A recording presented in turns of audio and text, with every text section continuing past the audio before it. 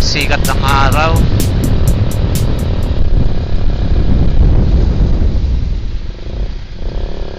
Ang galing ng overtake niya, no?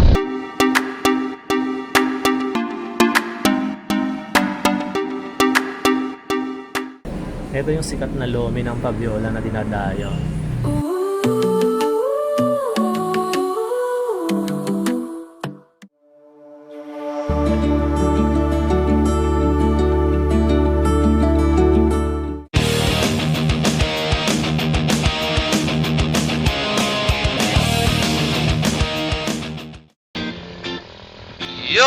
Yo! What's up mga idol? Yes, andito na naman po tayo. Another day, another vlog. So, panibagong lugar na naman po ang ating pupuntahan. Time check natin, it's 6 o'clock in the morning. And ngayon, samahan nyo ako. Pupunta tayo sa Real, Quezon, my hometown. Papasyal ko kayo dun sa isang sikat na talaga namang dinara yung pasyalan, lalo na kapag summer. So, magiging ruta natin is babaybayin natin yung mga bayan dito sa probinsya ng Rizal. And then, Laguna. After naman nun is Quezon na. So, eto, magsisimula tayo dito sa Taytay, tapos Antipolo, Teresa, pababa hanggang Baras, Pililla. After naman nun, doon naman na tayo sa may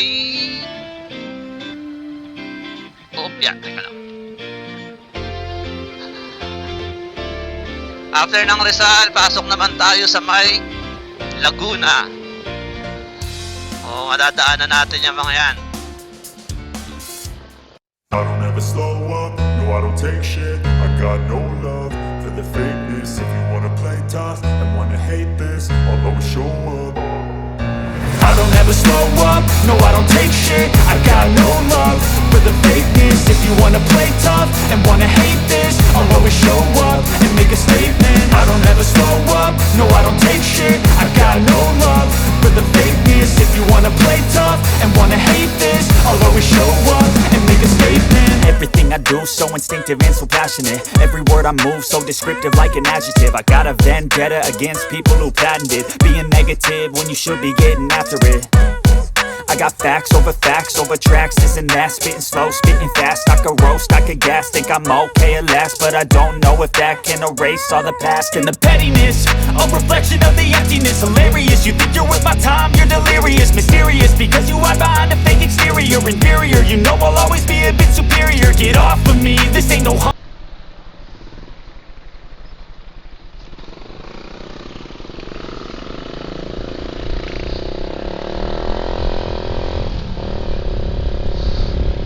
So, andito na tayo mga idol sa may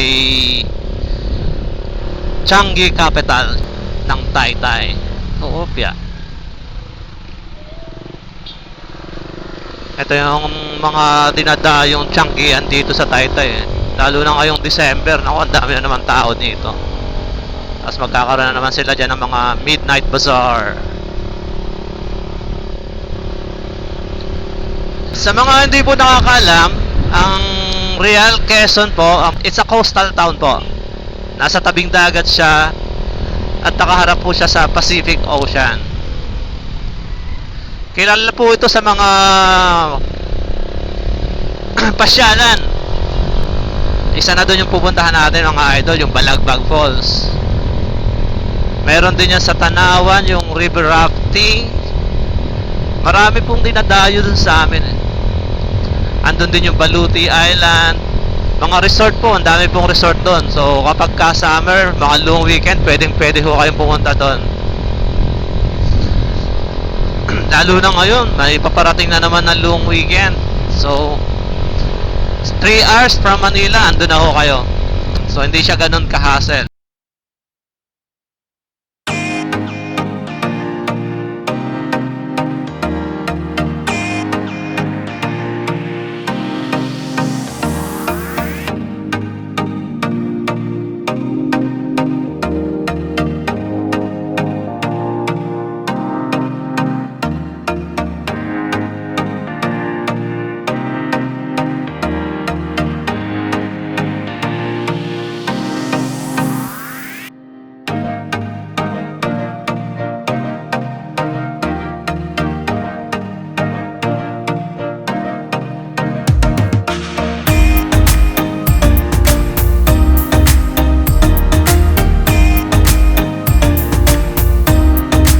Antipolo na tayo mga idol.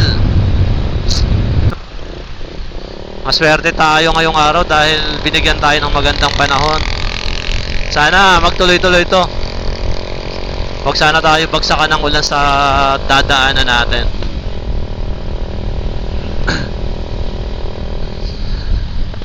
Time check tayo, 6:30 in the morning. So Antipolo, dati kasi tinatakbo ko yun ng mga 3 hours. So ngayon, di ko kabisado yung magiging takbuhan natin kasi max natin is 70 kph lang. O baka abutin tayo ng, tingnan natin kung abutin tayo ng 4 hours. Swerte natin kapag andun na tayo ng alas 10. Dapat maaga tayo makarating doon sa Balagbag Falls para hindi pa ganun karami ang tao.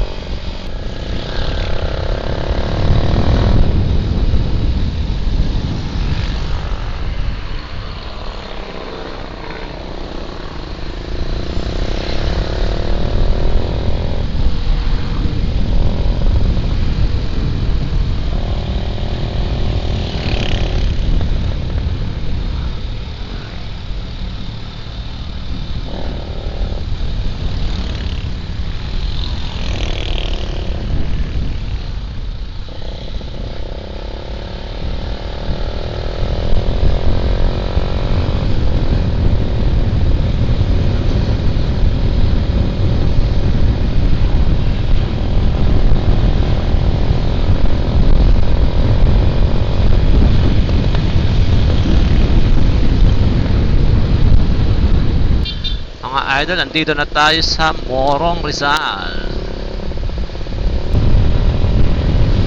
Ganda ng sikat ng araw. Ganda ng kalsada nila dito. Asfaltado, tapos ang luwag-luwag.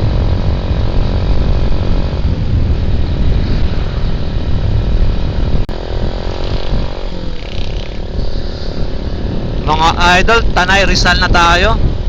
And time check natin, it's 7:15 in the morning. Probinsya na talaga, oh. Mga walang helmet, laganap na sila.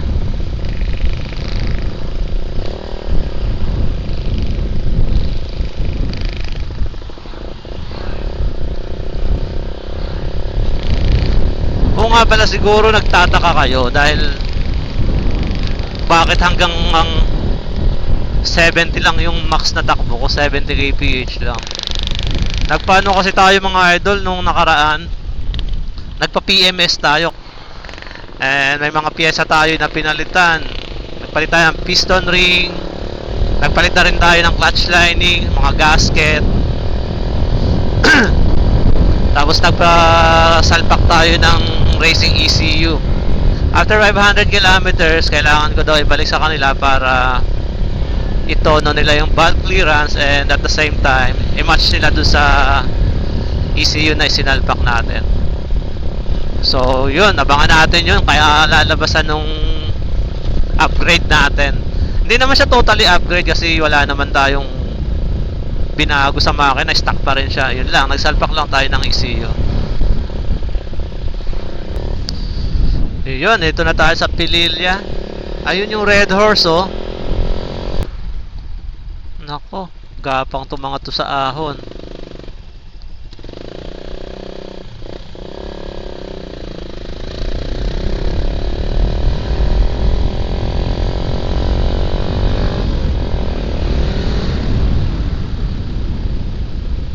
Medyo nangamuti tayo doon sa part na yun, ah.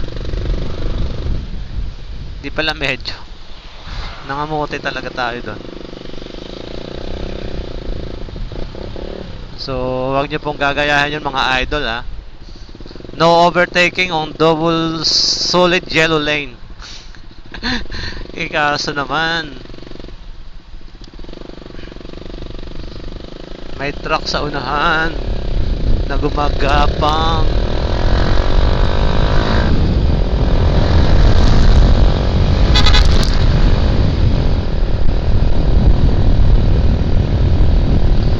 So start na po dito yung puro paahon.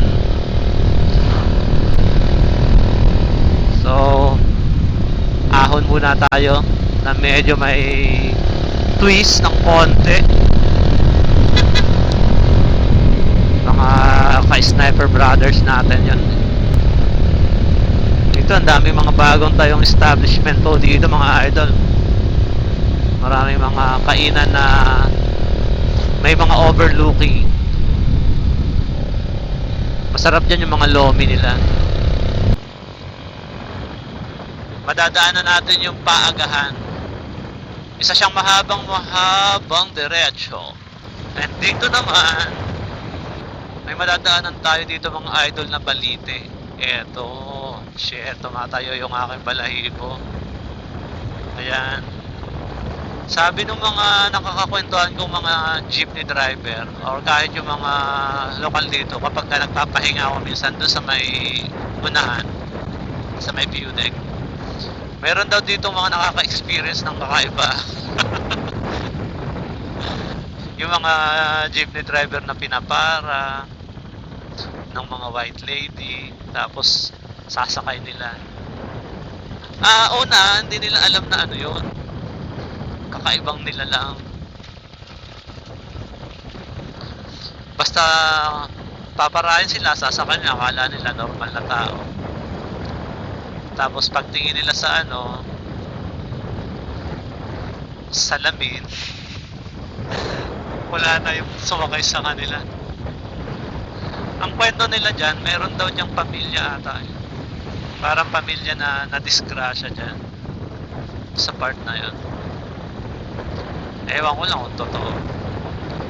Kwento-kwento lang nila. Kaya kapag kagabi at dumadaan ako dyan, lalo na ako madalas, hindi pala madalas, halos all the time lagi ako mag-isa. Tapos yung daan ko dyan ng gabi is mga alanganing oras talaga, kasi maalis ako ng Real Quezon is madalas 8 PM, so dadating ako dito nun mga 10. So probinsya to mga 10 PM wala nang tao sa kalsada Ayun, ang ginagawa ko kapag kahit dito ba lang sa part na to, kapag may nakita akong truck or moto, kahit anong klase sasakyan yan, binubuntutan ko na hanggang makalagpas dun sa balite na yun. Saka binubusinahan ko yon para sign of respect na lang sa kung ano bang nilalang or elemento na namamahay doon. Sana bisitahin yun ni Tito Ed, no? Tito Ed Calwa, para makausap niya yung mga nandun.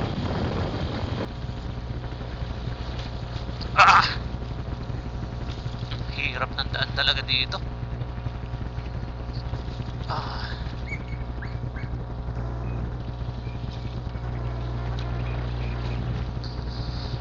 Yung lubak niya kasi parang tinapala ng mga asfalto, tapos yung pagkakatapal ang tambok, hindi naka-level.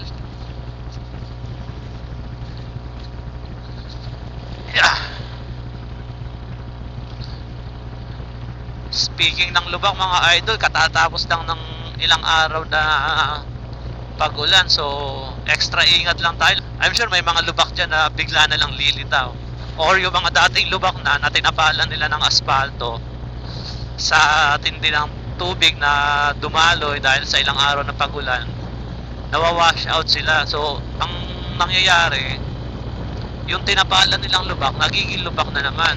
So ikaw na dumadaan dati doon, expected mo is may tapal siya, di ba? Alam mong may lubak doon, pero ang expected mo may tapal. Pero dahil nga sa umulan, butas na ulit siya. So extra ingat lang tayo mga idol.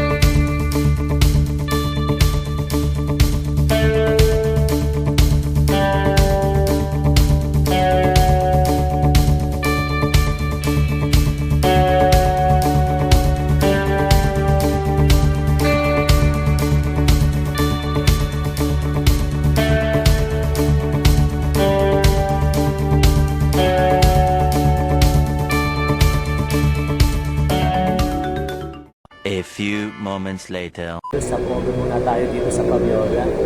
Ilang oras na rin tayo nagdadrive, saka gutom na rin ako. Kain muna tayo, tapos pahinga na ng konti. So kung mapupunta kayo dito sa lugar na to, dito sa area, try nyo rin dito. Ito yung sikat na lomi ng Paviola na dinadayo. So hindi siya lulutuin lang talaga siya kapag upon ordering po ninyo. So mainit talaga siyang isi-serve sa inyo bagong luto. And masarap talaga yung lasa niya dahil sila yung gumagawa ng mga kikiyam at saka nung pinakampasta nung lomi. So sa kanila po talaga nanggagaling. Sariling gawa nila.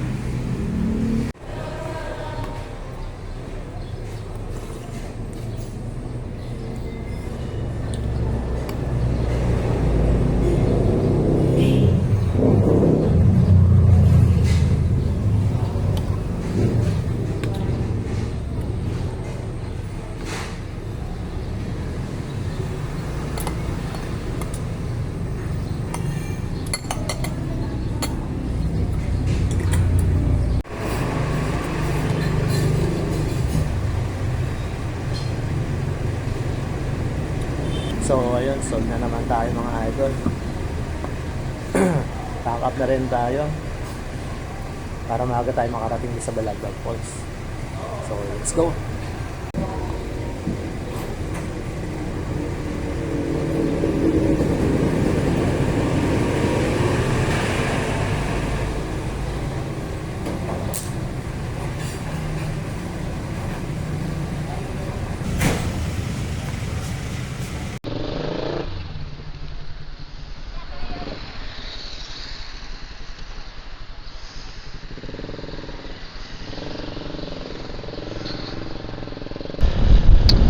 We're back on the road. And this time naman is susungin natin yung kabundukan na ng Sierra Madre. Babagtasin natin. Overtake tayo.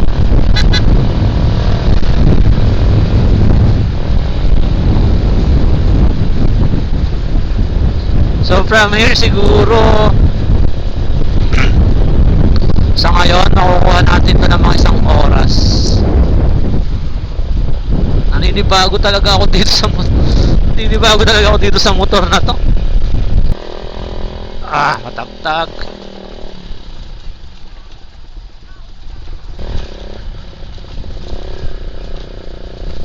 Grabe talaga daan.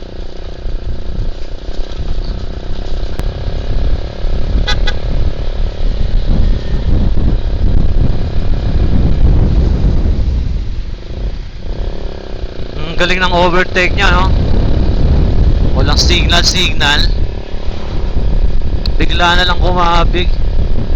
O nga pala mga idol, trivia. Alam nyo ba na yung Balagbag Falls na siyang pupuntahan natin ngayon, sabi nila is 5 meters daw yung taas doon. 5 meters height.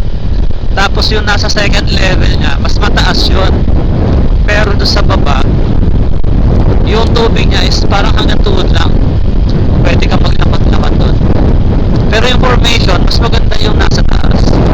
So, try natin mamaya sa mga shots natin kung paano natin may papakita sa inyo. Eto na tayo. 34 kilometers. Quezon 1st District. 34 kilometers to Real. Bayang totoo. Drive safely and accordingly. Saan naman hinugot yun? Slow mo tayo dito. Pakita natin sa inyo yung view kung makikita sa camera. Ayun o, ang ganda ng overlooking.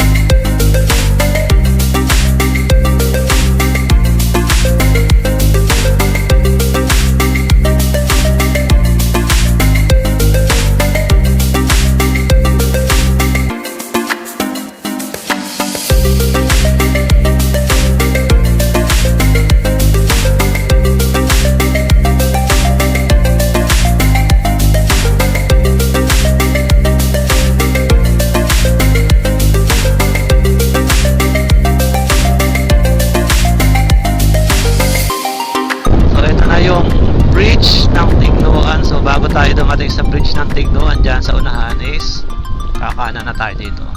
Ayun. Kanan tayo dito.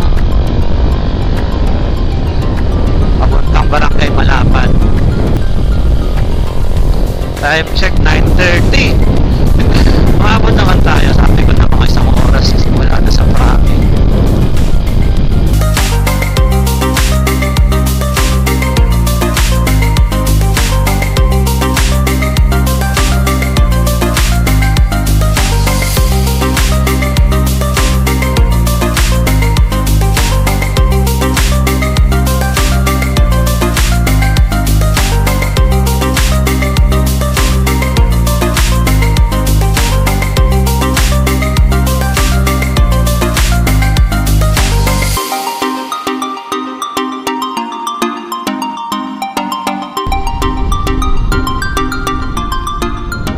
Yun, sakto. Mukhang walang tao nga.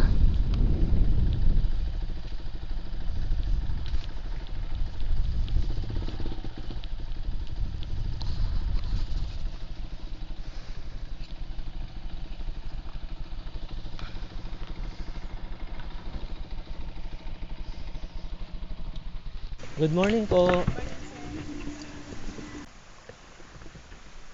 So from dun sa pinag-parkingan natin, lalakad lang tayo dito sa pathway. Yung mga 5 minutes walk lang to. Makikita na natin yung waterfalls.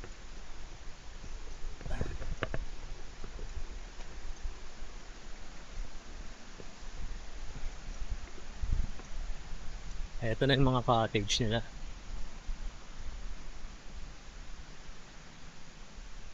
Meron daw dito mga pinaparent, pwedeng pang overnight. Pero syempre nakakatakot talaga mag-overnight dito.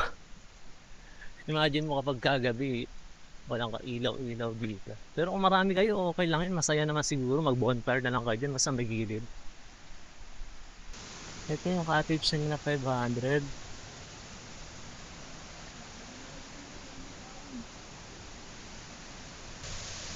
Ito na tayo. Ito na nga. Yung sikat na Balagbag Falls.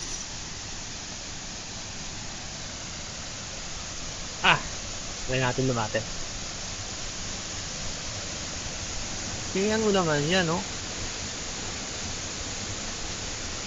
Ang taas.